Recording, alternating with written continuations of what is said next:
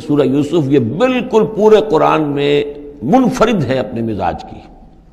اس کے ساتھ جزوی سی مشابہت آئے گی ایک صورت کی، وہ میں بعد میں عرض کروں گا. اس وقت یہ ہے کہ اس کو نوٹ کیجئے کہ اب تک ہم نے پڑھا ہے جو در حقیقت انباء الرسل کا مضمون ہے، جو ضائع شد و مت کے ساتھ آیا ہے.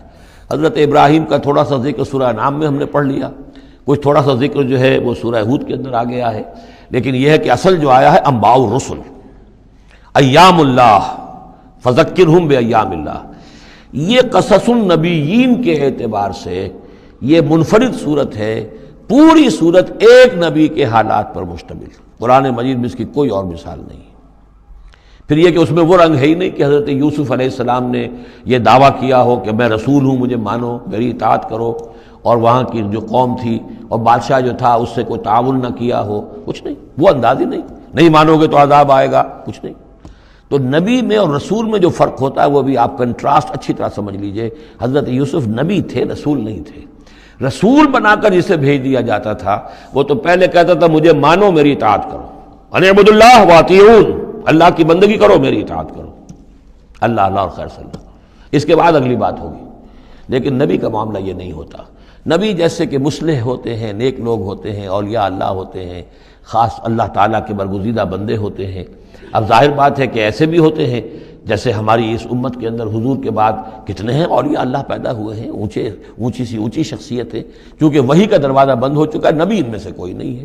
لیکن انبیاء بنی اسرائیل جو ہیں وہ گویا کہ اولیاء اللہ ہی تھے زیادہ تر، لیکن ان پر وحی بھی آتی تھی، وہ تسلسل جو ہے وحی کا چل رہا تھا. لیکن رسول وہی تھے کہ جنہیں تعین کے ساتھ کسی قوم کی طرف بھیج دیا جائے. حضرت یوسف کے جو یہ واقعات یہاں آ رہے ہیں اس تفصیل کے ساتھ اور پوری صورت نازل ہوئی ہے، اس کا ایک سبب ہے. میں نے آپ سے عرض کیا تھا کہ یہ جو آخری دور تھا مکی، آپ کے قیام مکہ کے دور کا، زمانے کا، تو اس میں یہ کہ چیزیں پہنچ چکی تھی مدینے میں بھی خبریں، اور مدینے میں اہل کتاب کے یہود کے کان کھڑے ہو گئے تھے. اب انہیں تو امید تھی، منتظر تھے، نبوت تو آخری ظاہر ہونے والی ہے، لیکن سمجھتے تھے ہم میں سے ہوگا. یہاں بات بالکل جو ہے وہ تلپٹ ہو رہی ہے. لہذا وہ اب کچھ نہ کچھ شوشے چھوڑتے رہتے تھے اور انہیں کہتے تھے اپنے پیغامات کے ذریعے سے کہ اچھا تمہارے ہاں سنا کسی نے نبوت کا دعویٰ کیا ہے. اچھا تو اس سے یہ سوال پوچھو کہ یہ ابراہیم تو آباد تھے فلسطین میں، یہ جو یہودی بنی اسرائیل ہے یہ مصر میں کیسے پہنچ گئے؟ جو وہاں سے پھر حضرت موسیٰ ان کو نکال کر لے کر آئے، لیکن کیسے پہنچے؟ پہنچنے کا سبب کیا تھا؟ کیا ماجرا تھا؟ یہ اب تاریخ کا ایک سوال تھا جو انہوں نے کر دیا. اس کے جواب میں اللہ تعالیٰ نے یہ صورت نازل فرما دی اور اس قدر خوبصورت انداز میں نازل کی ہے. اور میں آپ کو ایک اور بات بھی بتا دوں کہ میرا قرآن مجید کے ساتھ جو معنوی تعارف ہوا ہے پہلی مرتبہ صحیح معنی میں، وہ اسی سورہ یوسف کے حوالے سے ہے، اور سورہ یوسف کی تفہیم القرآن مولانا مودودی کی. 1947 میں میں میٹرک کا امتحان دے چکا تھا، ہمارا رزلٹ بھی آ چکا تھا، لیکن یہ کہ اس کے بعد وہ فسادات کیا قتل عام شروع ہوا مسلمانوں کا مشرقی پنجاب میں. میں حصار میں تھا، تو حصار اس شہر کا نام تھا، لیکن ہم اس میں محصور بھی ہو گئے. تقریباً 1.5 مہینہ ہم نے مورچے بنا لیے اور اپنی حفاظت کرتے رہے. اس دوران میں ظاہر بات ہے کرنے کا کوئی اور کام تھا نہیں، وہ تو جو بھی مورچوں پر جن کی ڈیوٹی ہے وہ مورچوں پر کھڑے ہیں، باقی کوئی کام نہیں. تو میں اور میرے بڑے بھائی اس زمانے میں پھر ایک مسجد کے اندر بیٹھ کر، جو چونکہ انہوں نے بھی، وہ مجھ سے تو ویسے 6 سال بڑے ہیں، انہوں نے بھی جب میٹرک کیا تھا تو عربی پڑھی تھی، اور میں نے تازہ میٹرک کیا تھا اور میرے پاس بھی عربی کا مضمون تھا. تو پھر یہ ہم پڑھتے تھے، اور ترجمان القرآن جو مولانا مودودی کا رسالہ تھا اس میں ان دنوں تفہیم القرآن میں یہ سورہ یوسف کی تفسیر شائع ہو رہی تھی. تو ان دنوں ہم مسجد میں بیٹھ کر یہ سورہ یوسف تفہیم القرآن سے، پھر چونکہ مجھے کچھ عربی آتی تھی اور تازہ تھی، اچھی تھی، تو اس میں یہ کہ ہماری گفتگو بھی ہوتی تھی، مذاکرہ کرتے تھے. تو اس طریقے سے جو پہلا بیرا، اس سے پہلے بھی بہرحال یہ کہ قرآن ہے، اللہ کا کلام ہے، اللہ کی کتاب ہے، ہمارا اس پر ایمان ہے، کچھ اس کو سمجھنا، کچھ پڑھنا، یہ تو تھا. لیکن جو ایک معنوی ایک ربط قائم ہوا، ذہنی رشتہ ہے، قلبی رشتہ، وہ در حقیقت سورہ یوسف اور سورہ یوسف کی بھی وہ تشریح و تعبیر کے جو مولانا مودودی نے تفہیم القرآن میں کی. بسم اللہ الرحمن الرحیم، الف لام را، تلک آیات الکتاب المبین، یہ ایک روشن آیات کی کتاب کی آیات ہیں. انا انزلناہ قرآنا عربیا، ہم نے اس کو نازل کیا ہے عربی قرآن بنا کر. کس کو نازل کیا ہے؟ وہ جو ام الکتاب میں ہمارے پاس ہے، وہ جو لوح محفوظ میں ہے، اس کو ہم نے اتارا ہے اب محمد پر، تو قرآن عربی بنا کر اتارا ہے. لعلکم تعقلون، تاکہ اے عربو، اے عرب کے رہنے والوں، اے امیین کہ جن کی طرف اولین بعثت ہمارے رسول کی ہوئی ہے، تم اچھی طرح سمجھ سکو۔ نحن نقص علیک احسن القصص، اے نبی ہم آپ پر بیان کرنے لگے ہیں بہترین بیان۔ یہ قصص نہیں ہے، قصص ہوتا قاف کے زیر کے ساتھ تو قصے کی جمع ہوتا، کہ بہترین قصہ ہم آپ کو سنا رہے ہیں، نہیں، احسن القصص، قصص جو ہے یہ یہاں پر یہ مصدر ہے، بہترین بیان، ہم آپ کے سامنے بہترین بیان پیش کر رہے ہیں، بما اوحینا الیک ھذا القرآن، اس قرآن کے ساتھ جو ہم نے آپ کی طرف وحی کیا ہے۔ وَإِن كُنتَ مِن قَبْلِهِ لَمِنَ الْغَافِلِينَ، اور یقیناً آپ اس سے پہلے، اس قرآن میں اس قصے کے آنے سے پہلے، قرآن میں اس بیان کی آمد سے پہلے، وحی سے پہلے آپ یقیناً بالکل ناواقف تھے، غافل تھے، آپ کو کچھ معلوم نہیں تھا کہ یہ حضرت یوسف کیسے وہاں پہنچے اور بنی اسرائیل کیسے پہنچ گئے۔ اس قال یوسف لأبیہ، حضرت یعقوب علیہ السلام کی ایک تو بڑی بیوی تھی، ان سے 10 بیٹے تھے، بڑے تھے، جوان تھے، پھر ایک چھوٹی بیوی تھی، ان سے یہ 2 بیٹے تھے، یوسف بڑے ان میں سے اور بنیامین چھوٹے، 12 بیٹے تھے ان کے یہ۔ اس قال یوسف لأبیہ، یاد کرو جب کہ کہا تھا یوسف نے اپنے والد سے، حضرت یعقوب سے، یا ابت، ابا جان، انی رأیت 11 کوكبا، میں نے دیکھا ہے 11 ستارے، والشمس والقمر، اور سورج اور چاند، رأیتہم لی ساجدین، کہ وہ مجھے سجدہ کر رہے ہیں، میرے سامنے جو ہے سجدے میں ہیں۔ قال یا بنی لا تقصص رؤیاک علی اخوتک، حضرت یعقوب علیہ السلام نے اس بات کو سمجھ لیا کہ یہ 11 بھائی اور یہ میں ماں باپ، ہمارا کوئی خاص معاملہ ہونے والا اس بیٹے کے ساتھ، اور اللہ تعالیٰ اس بیٹے کی کوئی خاص فضیلت ظاہر کرنے والا ہے، لہذا فرمایا کہ یہ اپنا بیان لا تقصص رؤیاک علی اخوتک، اپنے بھائیوں کے سامنے بیان نہ کر دینا، فیکیدوا لک کیدا، تو وہ تمہارے خلاف کو سازش کریں گے، اس لیے کہ ان میں پھر حسد کی آگ بھڑک اٹھے گی، اور وہ سوچیں گے کہ اللہ تعالیٰ نے یہ فضیلت اگر کوئی رکھی تو ہماری بجائے وہ اس یوسف کے لیے رکھی ہے، تو اس سے کہ تمہیں کوئی غضب پہنچ جائے گا۔ ان شیطان للانسان عدو مبین، یقیناً شیطان تو انسان کا کھلا دشمن ہے ہی۔ وَكَذَلِكَ يَجْتَبِيكَ رَبُّكَ وَيُعَلِّمُكَ مِن تَأْوِيلِ الْأَحَادِيثِ، اور اسی طریقے سے تمہارا رب جو ہے تمہیں پسند کر لے گا، چن لے گا، یعنی نبوت کے لیے اب معلوم ہوتا ہے کہ میرے بیٹوں میں سے اللہ نے تمہیں چن لیا ہے، یہ معلوم ہوتا ہے۔ كَذَلِكَ يَجْتَبِيكَ رَبُّكَ، اسی طرح اللہ چن لے گا، برگزیدہ کرے گا تجھے، وَيُعَلِّمُكَ مِن تَأْوِيلِ الْأَحَادِيثِ، اور تمہیں سکھائے گا تعویل الاحادیث۔ اس کے 2 معنی ہیں، ایک تو یہ کہ خواب کی تعبیر کرنا، اور یہ کسی بھی بات کی تہ تک پہنچ جانا، کنہ تک پہنچ جانا۔ تو عام اگر لیں گے تو کسی بھی بات، معاملہ فہمی جسے ہم کہتے ہیں، جز رسی، کسی چیز کے جو ہے اجزاء تک انسان پہنچ جائے، نگاہ دور تک چلی جائے، وہ بھی، اور یہ کہ اس کو تعویل الاحادیث جو ہے یہ خاص طور پر خوابوں کے لیے بھی ہے۔ وَيُتِمُّ نِعْمَتَهُ عَلَيْكَ، اور اتمام فرمائے گا اپنی نعمت کا تجھ پر، وعلی آل یعقوب، اور تمام آل یعقوب پر، کما اتمھا علی ابویک، جیسے کہ اس نعمت کا اس نے اتمام فرمایا تیرے آباء و اجداد پر، من قبل پہلے، ابراہیم و اسحاق، ابراہیم اور اسحاق پر، یعنی اسحاق تمہارے دادا اور ابراہیم تمہارے پردادا۔ اپنا نام انہوں نے نہیں لیا، ظاہر بات ہے کہ وہ خود اپنا ذکر کیسے کرتے۔ ان ربک علیم حکیم، یقیناً تیرا رب جو ہے وہ علیم ہے اور حکیم ہے۔ لقد کان فی یوسف و اخوتہ آیات للسائلین، یقیناً حضرت یوسف اور ان کے بھائیوں کا جو واقعہ ہوا، جو ماجرا ہوا، اس میں تو نشانیاں ہیں ان پوچھنے والوں کے لیے، یعنی جنہوں نے یہ سوال پوچھوایا ہے اور جو پوچھ رہے ہیں ان سب کے لیے نشانیاں ہیں۔ اگر اسی قصے کو حقیقت بینی کے ساتھ جو ہے، حقیقت کی نگاہ کے ساتھ اسے دیکھیں اور طلب ہدایت کے لیے اس قصے پر غور کریں جو قرآن اب پیش کر رہا ہے، تو یہ کہ ان کے لیے تو بہت سی چیزیں جو ہے نکھر کر سامنے آ جائیں گی، حقائق واضح ہو جائیں گے۔